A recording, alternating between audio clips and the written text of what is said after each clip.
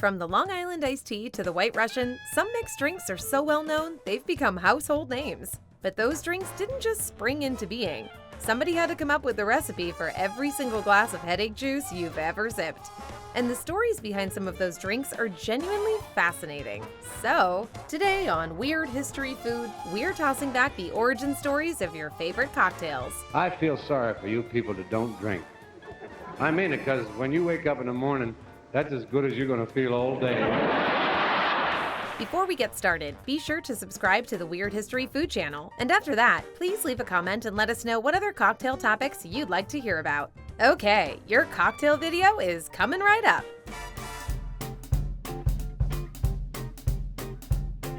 In the 1880s, there were few diseases more common or more feared among sailors than scurvy. No, really, it was scarier than the Kraken. And not just because the Kraken doesn't exist. Probably. An affliction caused by a vitamin C deficiency, scurvy ravaged sailors for centuries because crews had a hard time keeping fresh fruit on long voyages. One method of keeping scurvy at bay was to drink lime concentrate, which was common on warships for exactly this reason. However, if you've ever tried straight lime juice, you'd probably take your chances with the scurvy. The story goes that Rear Admiral Thomas Gimlet realized that adding in some alcohol would make the drink more palatable, because making terrible experiences more tolerable has been booze's motto since the dawn of tall boys. Time. The dawn of time.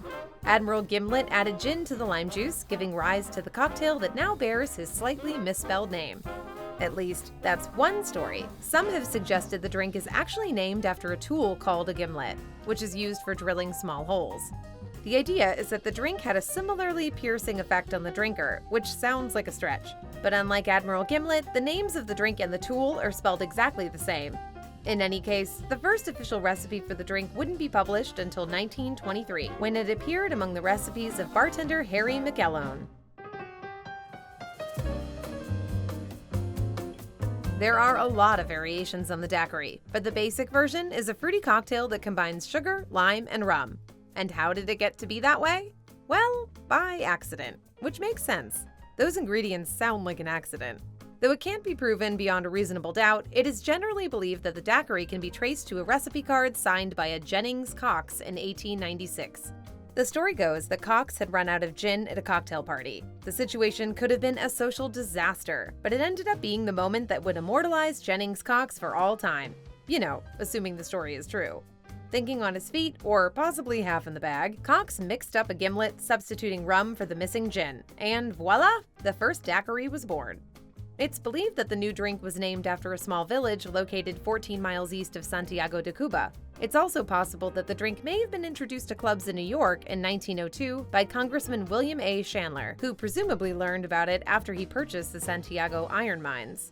Do they throw in free drinks with every purchase of a mine? Cuba is actually the birthplace of many classic cocktails, but none are quite as recognizable as the one that bears the island's name, the Cuba Libre, which is essentially a rum and coke with a squeeze of lime. As its name suggests, the drink stems from the 19th century, when Cuba was trying to gain independence from Spain. It became especially popular during the 10 Years' War, which lasted from 1868 to 1878, but didn't gain traction in the United States until the Spanish-American War 20 years later. During that conflict, the US even had the phrase Cuba Libre as a rallying cry because irony is often retroactive. Once the war was over, American companies like Coca-Cola began to come to the island, influencing the drink's current composition. And since food is exempt from the trade embargo between the two nations, Coke has been an ingredient of the Cuba Libre ever since.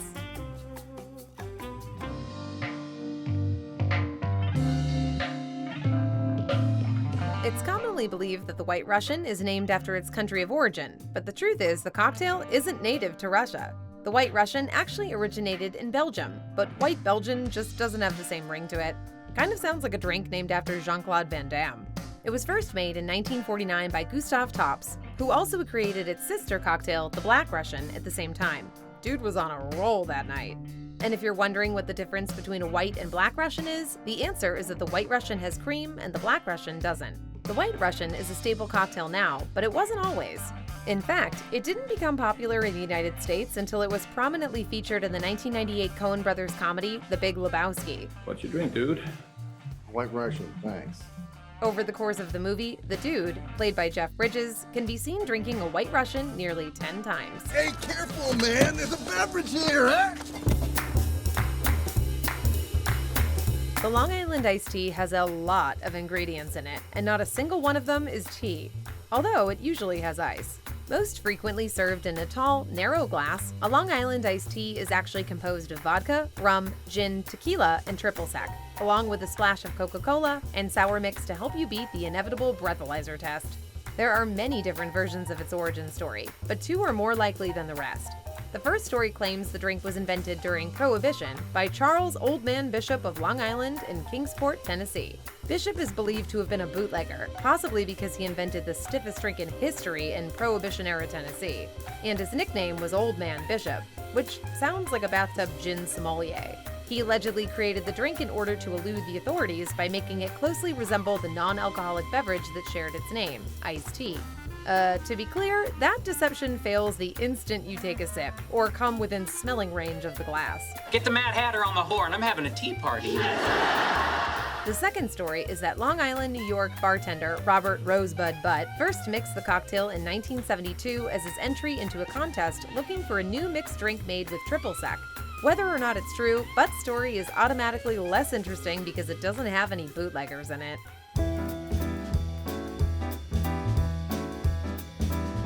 Few drinks are quite as sinisterly named as the Kamikaze, except maybe the Irish car bomb or Natural Light. Once more natural light, natural light. The drink shares its moniker with a group of Japanese soldiers who deliberately sacrifice their lives to carry out military attacks. And like the other drinks on this list, it has a few possible origin stories.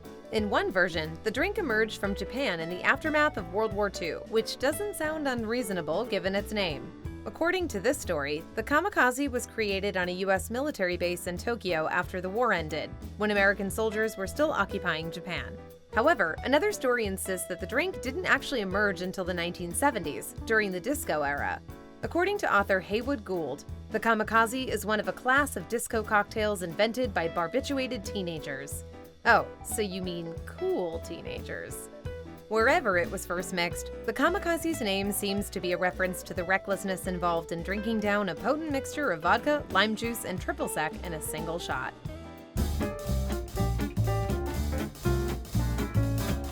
The Irish car bomb is a whiskey and cream mixture dropped into a Guinness and then chugged. It was created in 1979 by an American bartender, Charles Burke Cronin Oates of Connecticut, who named it after the explosive way one drops the shot glass into the cup. The name is also a cheeky wink to Guinness's Irish roots, because nothing says a fun night out with your friends like a reference to one of the most brutal periods of modern history. You see, the Irish car bomb's name is connected to the Troubles, a dark and violent conflict in Northern Ireland that lasted from roughly the late 1960s to the late 1990s. At one point in 1972, the Irish Republican Army set off about 20 car bombs in a single day, and we do not mean they were dropping shot glasses into their beers. We imagine Oates was in some sort of competition with the creator of the Kamikaze to see who could give their drink the most insensitive name.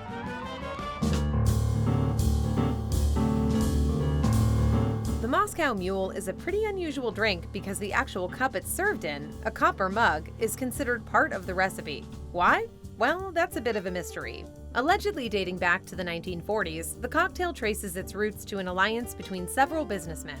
First, you've got John G. Martin, the president of G.F. Hubline Brothers Incorporated, who was always looking for new ways to sell vodka in the United States. It's vodka, Jack. You don't exactly need to twist people's arms to buy it. 2 shots of vodka. Then there was Rudolf Kunet, the president of Pierre Smirnoff, which was Hubline's vodka division. And finally, there was Jack Morgan, president of Cock and Bull Products and the manufacturer of Cock and Bull ginger beer. According to Morgan, the three men wondered what would happen if a 2-ounce shot joined with Morgan's ginger beer and the squeeze of a lemon. They tried it out, and within a few days, they decided to team up and market the new drink.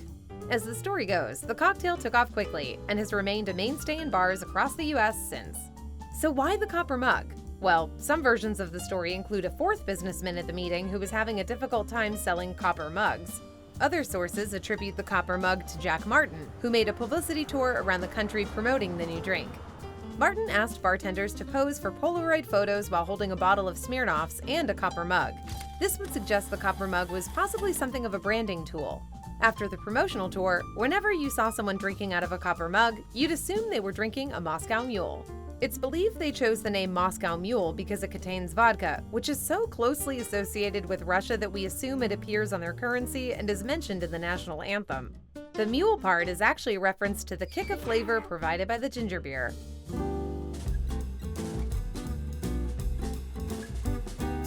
There are a few cocktails with quite the same reputation as the Negroni, which has come to be seen as the it cocktail for many connoisseurs. According to its well-established history, it was created in Florence, Italy in 1919 when a bartender was asked to serve a stiffer Americano to a guy named, you guessed it, Negroni. Although we would have accepted the bartender being named Negroni too. Now this is where things get a little murky. According to legend, that customer was Count Camillo Negroni, who had developed an affinity for typically stronger American spirits while working as an American rodeo clown. We are not making this up. To accommodate the Count, the bartender mixed sweet vermouth and Campari together as he normally would for an Americano, but instead of club soda, he swapped in gin. The drink was aptly named after the customer who ordered it. It's a good story, but a verified descendant of the Negroni family says that after doing a bit of research on the matter, he failed to find a Count Camillo Negroni in the family tree. According to him, the true inventor of the drink is their fourth cousin, Pascal Olivier de Negroni de Cardi, who was a brigadier general in the Franco-Prussian War, which is slightly more impressive than a rodeo clown, but no less esteemed. So far, neither story has been definitively confirmed. The official drink of the Kentucky Derby, a status it has enjoyed since 1938, the mint julep is a drink that is often associated with indefinable class. But despite its history in the bluegrass state, the julep actually traces its origins to Virginia, where its main ingredients were not the classic bourbon, simple syrup, and mint, but instead include rum and brandy. Once the drink gained popularity in the West, however, Kentucky bourbon became its defining ingredient, apart from a linen suit and an elaborate mustache. As for the name julep, it's a derivation of the Persian gulab, which is a similarly sweet, refreshing drink. Like Philly cheesesteaks and Chicago deep dish pizza, some foods are so closely associated with a certain city that they become nearly synonymous. Such is the case with New Orleans and the sazerac. The origins of the drink are a bit tangled, but they seem to start with Sazerac de Forge and Fields, a Limoges company that sent brandy to America. Once in the United States, the brandy intermingled with the French Creole culture of New Orleans, as well as the other ingredients that would make the cocktail, most notably absinthe, sugar, and Peychaud's bitters. Residents of the Big Easy must have liked it because the cocktail became increasingly enmeshed in New Orleans culture and is now a mainstay, like ghost tours, Mardi Gras beads, and Nicolas Cage's Pyramid. So what do you think? What's your favorite cocktail? Let us know in the comments below, and while you're at it, check out some of these other Weird History Food videos.